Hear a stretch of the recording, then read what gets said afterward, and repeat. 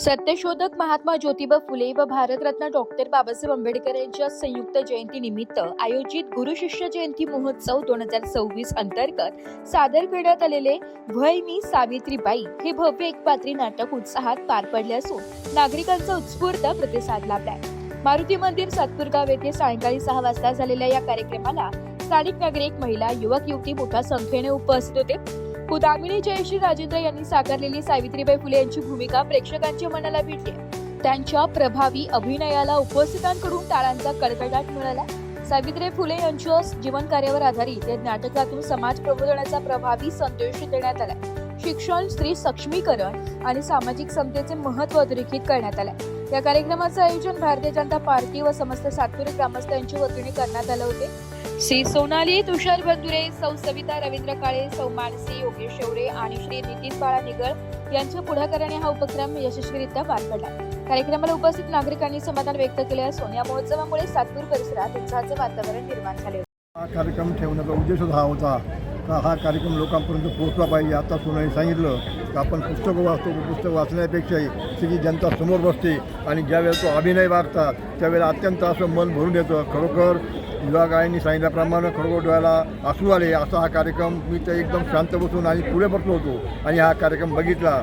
खरोखर हे जे आपण महात्मा म्हणतो, महात्मा ही लोकांना दिलेली पदवी ही काही स्वतः स्वीकारलेली पदवी नाही आहे। असे महान काम या लोकांच्या हातून झालं आहे। बाबासाहेब आंबेडकर असो, महात्मा ज्योतिबा फुले असो, क्रांतीबाई ज्योतिबा फुले असो, यांचं हे कार्य आपणही चालूच ठेवू असं मला वाटतं। आपल्यानंतर बी जे आपली पिढी तयार होईल या पिढीच्या मनामध्ये ते काम रुजलं पाहिजे का आपले पूर्वज कसे होते, आपल्या पूर्वजांनी काय केलं आणि त्यांनी किती धस्ता खाल्या का आपल्या लोकांना पुढं करण्याकरता काय काय केलं त्यांनी, आपण पाहिजे सतत कसं करू, या लोकांचं जे योगदान आहे ते सर्वश्रेष्ठ राहील आणि असं मनामध्ये लोकांना बिंबत राहील अशी मी सर्वांना विनंती करतो। जय हिंद, जय महाराष्ट्र। यांनी आपल्यासाठी जे काही कार्य केलेले आहे ते समाजापर्यंत पोहोचवण्याचे, पुढच्या पिढीपर्यंत जाण्याचे हेच एक साधन आहे। कारण पुस्तकात तर सगळेच वाचतात आणि आंबेडकरांना माझे कोटी कोटी वंदन। आज स्त्री शिक्षणासाठी आयुष्यभर महात्मा ज्योतिबा फुले आणि त्यांच्या पत्नी सावित्रीबाई फुले यांनी आयुष्यातील प्रत्येक क्षण त्यांचा या गोष्टीसाठी अर्पण केला आहे। त्याचेच हे एक चित्रित दृश्य दामिनीताईंनी आपल्यासमोर खूप छान पद्धतीने मांडले। जसे आमच्या मामाश्रींनी सांगितलं होतं, नाटक चालू झाल्यानंतर प्रत्येकाचे डोळे पाणावतील आणि ते तसंच घडून आलं ताई। नक्कीच आम्ही दरवर्षी असे कार्यक्रम ठेवत जाऊ की जेणेकरून आपण असे समाजामध्ये हे प्रबोधन घडून आणत जाऊ। सगळ्यांना जय ज्योती, जय क्रांती, जय भीम, जय संविधान।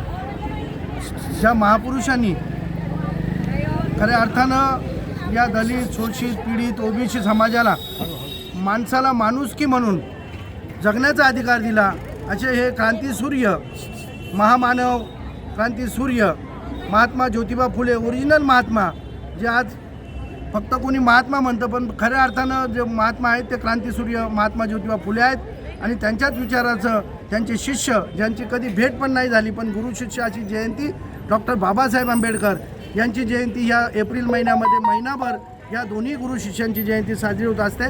परंतु आज या आमच्या प्रभागामध्ये जे भाजपाची आमची सोनल आहे, तिच्याबरोबरची मानसी आहेत, सविता आहे, या सर्व आणि बाला निगळ या सर्वांनी अतिशय चांगला उपक्रम, जर समाजाचं आपल्याला काहीतरी देणं लागतं, प्रबोधन झालं पाहिजे म्हणून ही आपली मी सावित्री या नाटकाचं दामिनी जाधव खऱ्या अर्थानं तिने मी जसं सांगितलं, नानांनी आताच सांगितलं की खरंच डोळ्या कडा भरून आल्या आणि खरंच ती एकदम खिळून ठेवणारी जी कलाकार आहे, जी या महात्मा फुले जयंतीच्या निमित्ताने, गुरुशिष्य जयंती निमित्ताने मी तुषार भाऊ आयोजक आहेत।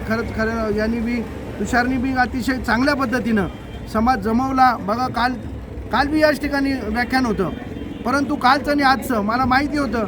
आज ही दामिनी जेव्हा तुमच्या समोर येणार आहे तेव्हा दामिनी ही एकदम खिळून खुर्ची माणसांनी सुटणारच नाही। तुम्ही स्वतः पत्रकार आहात, तुम्ही बघितलं तिचं एक एक क्षण तुम्ही टिपत होता असं माझं लक्ष होतं। म्हणून पुन्हा एकदा मी या महापुरुषांना आणि माता सावित्रीबाईला, माता रमाई, माता जिजाऊ यांना अभिवादन करतो, महात्मा फुले आणि डॉक्टर बाबासाहेबांना अभिवादन करतो आणि पुन्हा एकदा सर्व समाजाला शुभेच्छा देतो। यांनी जे आयोजन केले यांचं देखील आभार मानतो। जय हिंद, जय ज्योती जय संविधान. विचार माणसाला जागवतात,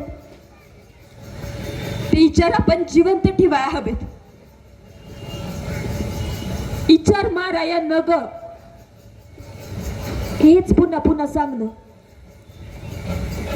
पर पुन्हा पुन्हा तेच तेच सांगू,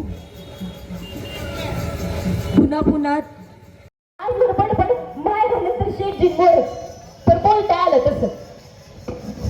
शेठजी, माझ्या शाळेत येण्यानं तुम्हाला एवढा बरडा होणार असेल तर मग तुम्हासनी तरस दुसरा पण तुझी शोधात तवर करल म्या काम. सावी अगं, म्या शाळेत जात होतो तेव्हा भिवंडच होती की समधी कसं सुकव. आणि तसं बी बिन पैशाचा पण तुझी हा परवडणार असतोय काय. म्या शाळेत जायची तेव्हा खिडक्यांवर दाराआड लोक उभं राहायची, वरडायची, घाण घाण शिव्या द्यायची. दुसऱ्या दिवसापासून दार खिडक्या बंद करून बंद खोल्यात नीतिबोध वाचन, मराठ्यांचा इतिहास, बेरीज वजाबाकी करणं हे समजा शिकवणं सुरू झालं. रिपोर्ट नाशिक लोकशाही.